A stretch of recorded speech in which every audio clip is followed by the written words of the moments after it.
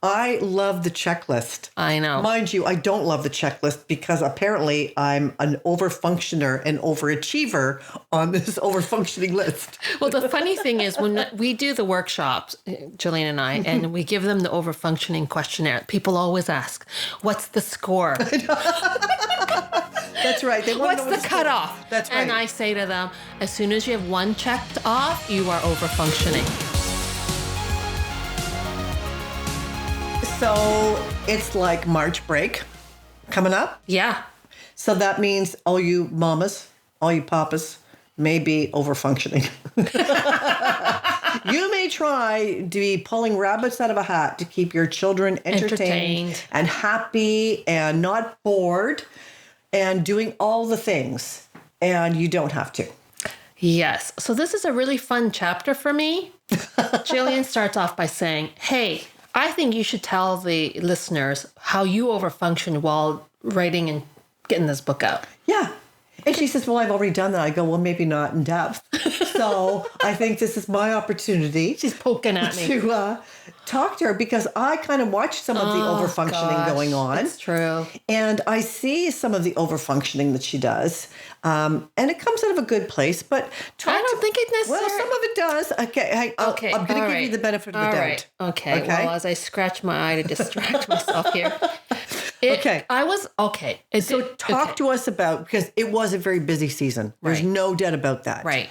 It had a lot of pressure on you because you had to do things for the publishers, etc. And you had to go on podcasts that you would not otherwise go on. Right. And you had to do all the things. So tell us about how you felt where you may have overfunctioned a bit. Even given... I think, well, it goes back to even the people pleasing and the internal narrative that if I don't, then... Yes. And that's all. It's very anxiety based. So I had placed an expectation on myself. I got this great publisher, great agent, great editors. I don't want to let anybody down. Right. So they never said any of that to me. But in my mind, I had already internalized this anxious feeling like I was going to let them down. Oh, okay. Plus, I'm still running my practice, and I don't want to let any of the clients down or any of the team members down as well. So it's this thing that I tell myself, the internal narrative, that I have to do this. And the other thing I did is I kept telling myself, it's just for a season, and I'll just keep doing it. But I know I wasn't showing up fully in a lot of spaces. I know that I was crankier as a result. Peter can attest to it for sure. You probably could too. She's keeping her mouth like this. She's not saying anything. So looking back, since I'm now past the of it, you got time on your side. I got time on my side now to process it. I was just a lot of anxiety. So even when the formal book launch happened, which was already towards the end of it, because I didn't do the formal book launch until end of October. Which was it coming to a close, I didn't go into it with a really good attitude. It felt like another thing that I had to do. Whereas it was meant to be a celebration. Yeah. And I couldn't be present for that because I was so busy. And I think that's the key thing is when I am in my place of overfunctioning, I'm just trying to get through. I'm cranking through life. Yeah. And I'm not necessarily present to it. And on top of that, I was still trying to be a good wife, a good mom, a good friend, and all the stuff. So I didn't say no to the things that I should have. I should have been able to say to myself, I'm going to be going through a busy season, so I just got to say no to those things. And instead, I overfunctioned, and then I expected people in my life to compensate for or to tolerate that I was doing that. Because it's just for a season. It's just for a season. It's kind of the tagline that you used. Right. But what happens is that it would happen again. I know this about myself because I still am working through the fact that I don't like to let people down and I have these unrealistic expectations of myself. And so I then overfunction as a result. Yeah. So there's overfunctioning when it comes to my stuff. But, of course, things were going on in my family's life. Like Peter has this, funny rash on his hand, Cam and Amanda are going through different challenges. And so although I'm busy, I'm still poking my nose and my finger and stirring the pot and those things, and they're all very graciously smiling or not smiling, or they're kind of going, it's okay, Mom. It's okay. We got this. Or we figured it out. Or we'll figure it out on our own. Yeah. And that's the thing that, So, this is a good reminder that even with all the work that you've done on yourself and having written the book that should be like our guide to life, you're overfunctioning even on the backside of it, where I remember the night of the celebration, you were working right up until the moment that you had to leave your place. I know. That's what made me cranky. To get across the city, like away across the city, through construction zones, because I remember we traveled the same road, and it was like a nightmare trying to get across the city. Yeah. And I remember that, you were kind of right down to the wire, leaving the house to get there. Because I was trying to squeeze in clients. Of course. And then I felt like I wasn't put together because I threw on my clothes, and it's supposed to be a special event. Yeah. And then a situation happened where I got a call. Well, I called the caterer, and it turns out that there was a miscommunication and a possible disaster was on the horizon. No. So all of this was going on behind the scenes. Right. And I fixed it because as an overfunctioner, I fixed you have to fix it. I totally did. I was about ready to do whatever it took to fix the situation. She'd be whipping up canapes in the kitchen. I would have been doing whatever I need to do. But so I know that this is my challenge. So under moments of anxiety, that's one of the ways in which I cope. So I step in and I try to fix, I try to solve. And for me, it's more often around Peter, he overfunctions in the practical fixing things situation, things. I overfunction by trying to fix people, which they love. Why wouldn't you? So then that's where I can get into some hot water. So I think this is really key for our listeners and viewers, because what is behind the overfunctioning? And for me, it's fear. Yeah. Definitely. Fear and anxiety is behind the overfunctioning, for sure. So, we do tolerate a lot of discomfort in our own lives because we're trying to fix things for everybody else so they will not be uncomfortable. Right. Right? Yeah. So if you're a parent, that's sort of your natural position is to try to protect your kids. Yeah. But in protecting them, we can overfunction. And then, of course, on the other side of us overfunctioning is them underfunctioning. That's right. And then they don't learn the life skills that they need because we're doing it all for them. And I find that, one of the things that when I pay attention to social media around the holidays, right, it's all I love threads. And so I've been reading some of the threads from, the Christmas season and the Thanksgiving season past, where women were just like, I just want to sit on my couch, binge Netflix, and order Chinese food and not cook for anybody, clean for anybody. I'm like, yeah, I get that. Because we as women have overfunctioned in our families, for our families, and kind of let people off the hook. Yeah. Right? Yeah. So that we can put together the perfect thing and not tax anybody. And I find it with my own husband, because he's all about peace, comfort, and harmony, that I will do things around so that his peace, harmony, and comfort do not get disrupted. Right. What the heck am I doing? Right. I know. What is wrong with me? Yes. So overfunctioning isn't just trying to protect our loved ones or our team members from discomfort.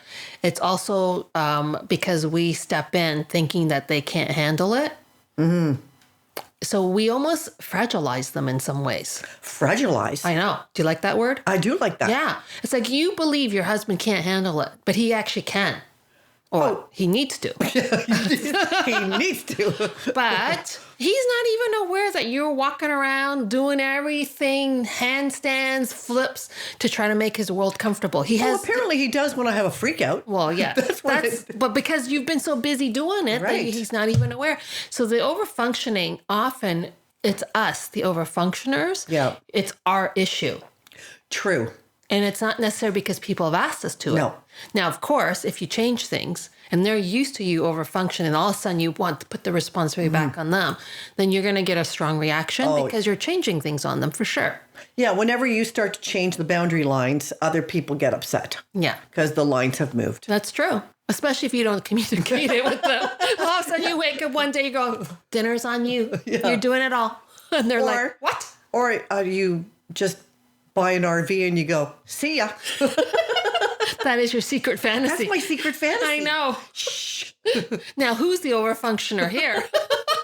That is my secret fantasy. That's right. Anyway, maybe some of you are overfunctioners and we're just not the only goldfish in the bowl. Yes. You and I. I think this is a common thing. Because I love the checklist. I know. Mind you, I don't love the checklist because apparently I'm an overfunctioner and overachiever on this overfunctioning list. Well, the funny thing is when we do the workshops, Jillian and I, and we give them the overfunctioning questionnaire, people always ask, what's the score?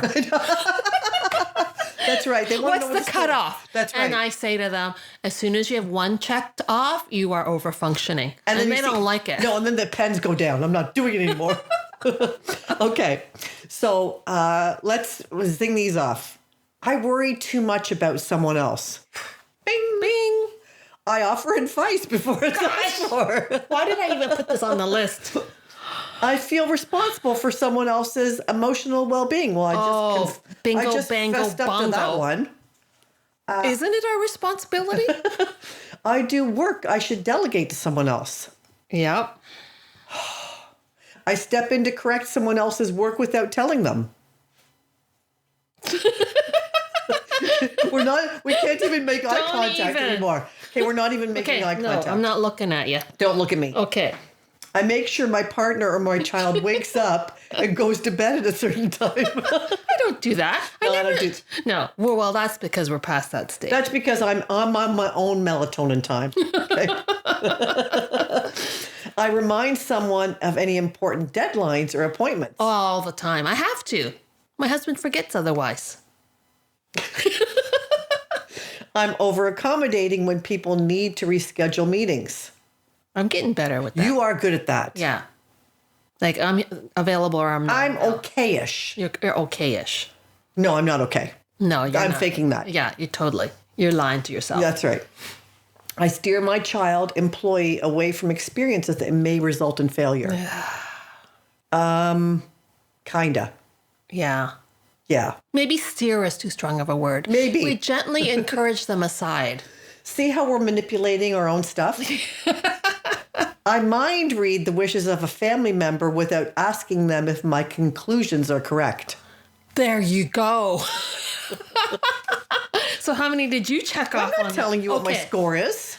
Anyway. I will just tell you I'm a perfectionist in this area. You get a gold star in this. Do I? Yes. Thank you. Okay, so we joke about this, but like honestly, this is what I see all the time, as do you, when people are burning out. Yeah. They are way over functioning. Yeah. And it is true. Organizations can be like streamlining, asking more of staff, et cetera, et cetera. I'm not denying that there is more stress and pressure in the world, but when you accept that as part of your responsibility, and you on top of that accept the responsibility for the well-being and the smooth running and the project coming in under deadline, and all those things that you take on, then you are over functioning. And Absolutely. I think that's a tough thing to face. But again, it's also freeing because your overfunctioning is causing the stress that you're experiencing. Yeah. And it's an inner world type of stress than it is so much about what's happening outside. So you can be like, oh, it's my boss, or it's my employees, or it's my kids. And yes, everybody plays a part in it, but like it really is your own anxiety that is causing it.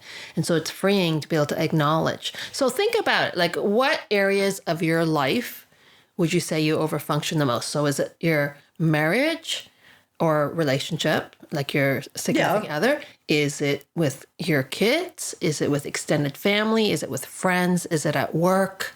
Is it in ministry? Like, which area would you say, like, even draw a plate Think about all the areas you are and draw how far you overfunction on it and just see where that would be. Yours would probably be all colored in. No, actually, no. No, you're doing better then. I'm doing better. I am doing a lot better.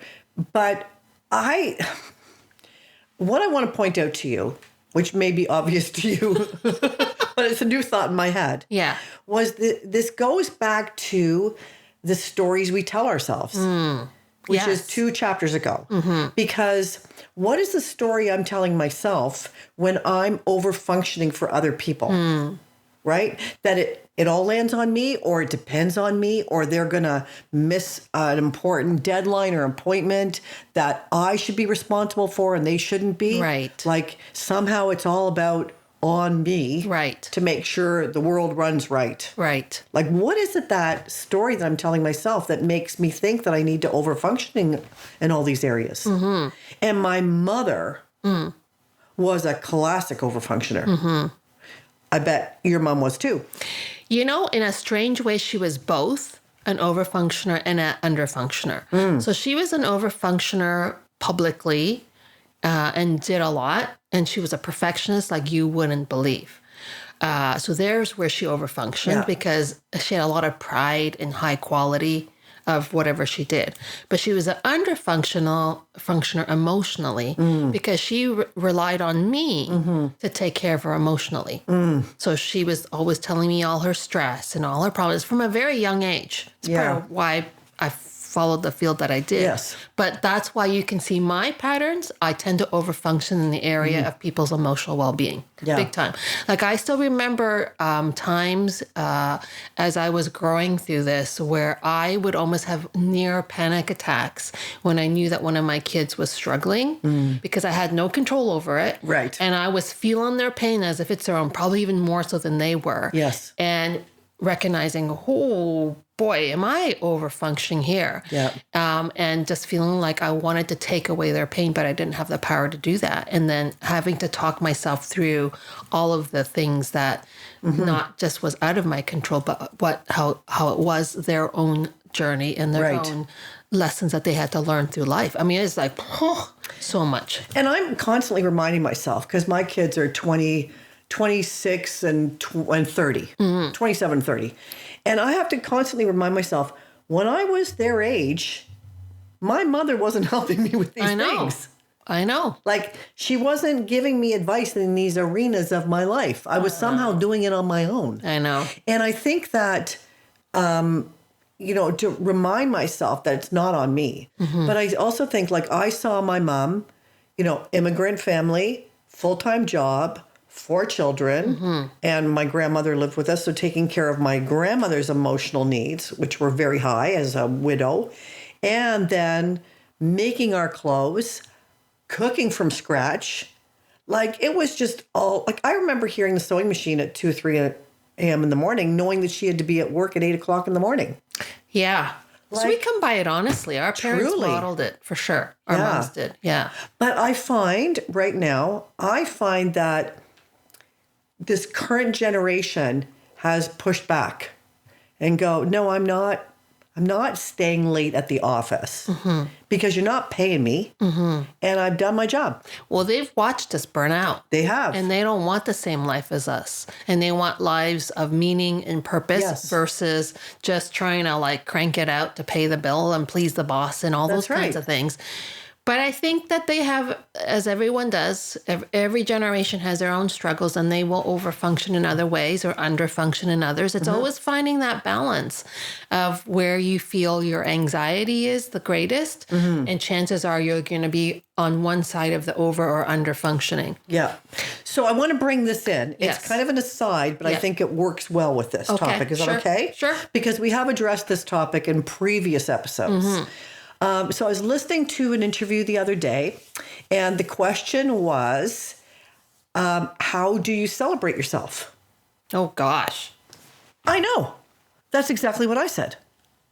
Because other than my anniversary, which is shared relationship, how do I celebrate me? Well, we don't. That's my point. But isn't that like, when you think of that, in the area of overfunctioning, all the energy that's being put out to others. Right. Where is the energy to take care of ourselves, celebrate our me-ness? Mm-hmm. And there was a group of people that had been interviewed about this, and they had a me day on the calendar that they celebrated themselves. One was very different. It was like a menopause party that she had every year. And her friends all came. And it was just like when she entered menopause, she goes, okay, this is great. I'm having a me day every year. But in the area of overfunctioning, we don't necessarily overfunction for ourselves in some areas that would be healthy for us. That is a really, really good point. It's like, for me, birthdays and Mother's Day are the 2 days I give myself permission to do nothing. Mm-hmm. And to actually ask for things. Yes. And it's not like people in my life, my family, don't want to celebrate me or make me happy. I actually push back against it. I know you do. No big deal. Don't. But deep down, I actually want it. Oh, crave it. I know. But I feel as an overfunctioner, I'm responsible for them. So I shouldn't expect. Right. As Amanda keeps telling me, Mom, you've overcorrected. Oh, wait. So you've overfunctioned, now you've overcorrected. That's right. But just that was a new thought to me, like, especially for women, how do we celebrate me? What's the day for me? Mm-hmm. Aside from the birthday or the anniversary or whatever it might be, just a me day that is focused on me and not the overfunctioning for everybody else. Well, I think there will have to be some working through inner narratives, because to me that feels selfish. See? And that's the lie. I mean, I know I am giving and generous, and I do take care of other people. So like to stop and do it for myself. And I'm getting better, but it's often in sort of like smaller ways and less like it's not going to displease people. Like I'll do it in the low ways that I can. But to do something like major, like take a full day to celebrate myself, that's just weird. Isn't that funny though? Because we talk about self-compassion, which often gets misinterpreted as self-indulgence. Yeah. And self-centeredness. Mm-hmm. And even the fact that you and I are shocked when the concept of a day just to celebrate who we are comes up. I mean, we should be there already. I know. Well, so this just shows how much overfunctioning we do and the narratives we tell ourselves that it is selfish for us to do that. Okay, well, maybe this is the challenge for our listeners. Pick a day to celebrate yourself. I'm going to do it. I'm putting it on the calendar. Yeah. Okay, well, I'm holding you accountable to it. Okay, and I'll be telling you. Well, first of all, do the questionnaire. One of the things I say jokingly, not jokingly, is the questionnaire. It's on my website. You can print it off, the full one. Is like check off where you're at and stick it on your bathroom mirror or somewhere public so that it's not to make yourself feel ashamed. It's to watch as you start to be able to erase the check marks, because it's a reminder that you're going to stop doing those things. So that's a start, because you got to celebrate yourself. Maybe the first place to go, I don't know. I feel like I can't do it until I release some of the overfunctioning. I feel like I have to do that first and kind of create some space emotionally for me. Otherwise, I would be doing it as a check mark. Jillian told me to do it, so I'm doing it. That's what it would feel like. I know. Like, I feel like I have to let go of some of those other things and the anxiety that I feel, the expectations I place on myself. If I can let that go, then I have the space to actually, so maybe by 2027. Okay. I'm thinking. I'll try earlier. Okay. Well, I'm putting it on my calendar. For this year? 2025 is the year I have a me day. Well, that's this year. I know. Okay. I'm picking the date. I'm going to. I've already started to think about it. Will you pick the day and time to let our listeners know? No. I'll tell you about it afterwards. Okay. Maybe next season. I don't want to be that vulnerable. Okay. Oh, gosh. Remember, this is a new concept for me, too. So I'm just thinking through it. Okay. Well, you know what? Thank you for listening and working through and, hearing our overfunctioning. I hope it's encouraged you to recognize that it is a normal thing to do. You're normal. You're normal. You're normal. But not necessarily a good thing And so that you can give yourself permission not to overfunction so that you can actually find space to celebrate yourself. So that would be awesome if you could do that. Go you. You go. You go. Yeah. Be your you-iest you and celebrate you. Thanks for tuning in. Take care. Bye. See you next time. Thanks for listening to the Fully Lived Life podcast. We hope you found it encouraging and helpful. Be sure to follow or subscribe so that you never miss a new episode. And if you enjoyed our show, please help spread the word by sharing with your friends and family and posting on your social media. Thanks for listening, and tune in to our next episode.